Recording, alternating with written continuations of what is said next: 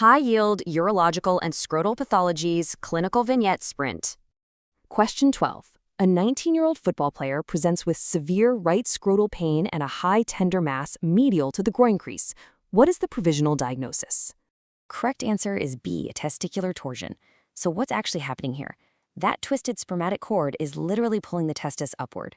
The absolutely crucial pearl to remember, a twist of 720 degrees or more completely occludes the artery, and your highest chance of salvage is strictly within a 6-hour window. The bell clapper deformity. This is the most important anatomical risk factor for testicular torsion. Essentially, it allows the testis to just twist freely inside the scrotum. Question 13. In the presence of which concomitant scrotal pathology should a high ligation of a varicocele, the Palomo procedure, be avoided?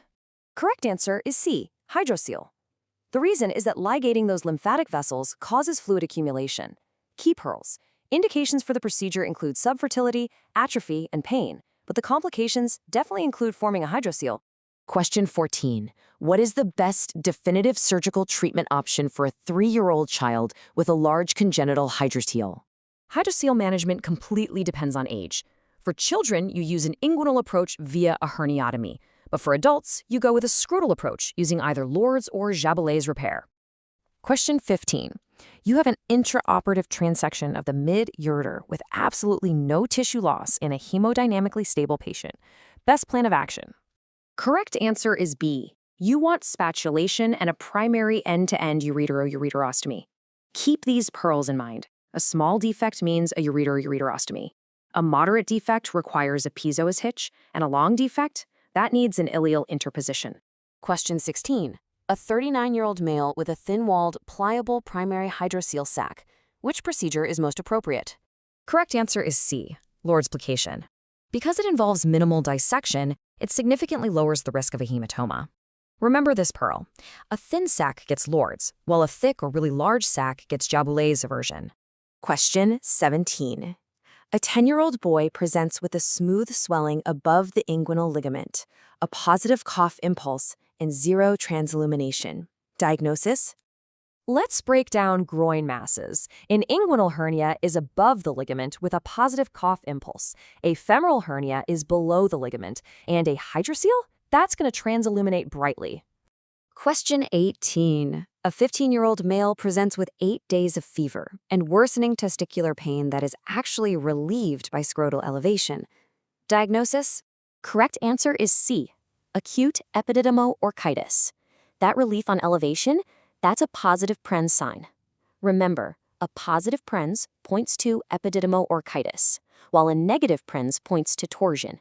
And if the patient is under 35, it's typically STI-related. Question 19. An 8-year-old boy develops testicular swelling right after recent parotid gland swelling. What is the diagnosis? Correct answer is B, mumps orchitis.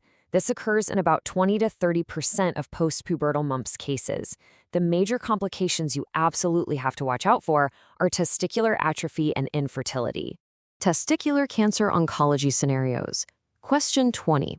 For recurrence detection, you use serial serum tumor markers. Question 21.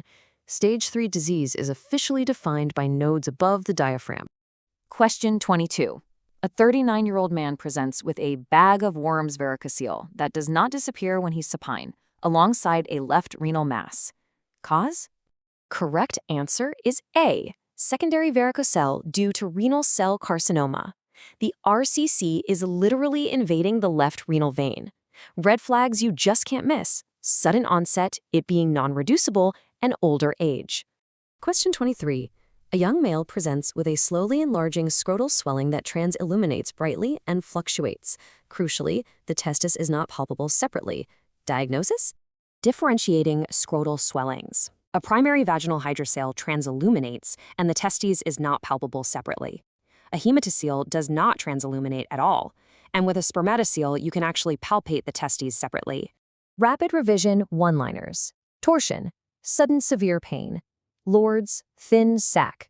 Herniatomy, congenital. Prenz, epididymal architis. RCC, persistent varicocele. Stage 3 cancer, nodes above the diaphragm.